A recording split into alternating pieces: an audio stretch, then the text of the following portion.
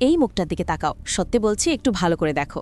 এটা কোনো পাথরের ভাস্কর্য না, এটা কোনো কম্পিউটার গ্রাফিক্সও না, এটা 11 কোটি বছরের পুরনো আসল ডাইনোসরের চামড়া। সাধারণত সময় এসব বিশাল প্রাণীদের ধুলো আর হাড় গড়ে পরিণত করে, কিন্তু এর ক্ষেত্রে ব্যাপারটা আলাদা, যেন মৃত্যুকেও ফাঁকি দিয়েছে ও।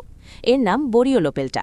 কানাডার খনি শ্রমিকরা যখন মাটির নিচে শক্ত কিছু একটা খুঁজে পায়, তারা ভাবতেও পারেনি তারা কি পেয়েছে। ওটা শুধু কঙ্কাল ছিল না, ওটা ছিল একটা ঘুমন্ত ড্রাগন। এটা এত নিখুঁতভাবে সংরক্ষিত যে বিজ্ঞানীরা আজও এর চোখের পাতার আঁশগুলো স্পষ্ট দেখতে পাচ্ছেন। কিন্তু এটা কিভাবে সম্ভব? বেশিরভাগ ফসিলবাজি ভাস্ম মাটির চাপে চ্যাপ্টা হয়ে যায়, কিন্তু এই নোডোসরের ফসিলটা একদম 3D।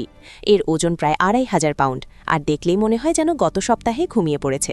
সবচেয়ে অবাক করা ব্যাপার হলো, এটা মাটিতে মারা যায়নি, কোনোভাবে ভেসে সমুদ্রে চলে গিয়েছিল। তারপর পিঠের ভারে সমুদ্রের তলদেশে কাদামাটিতে ডুবে যায়।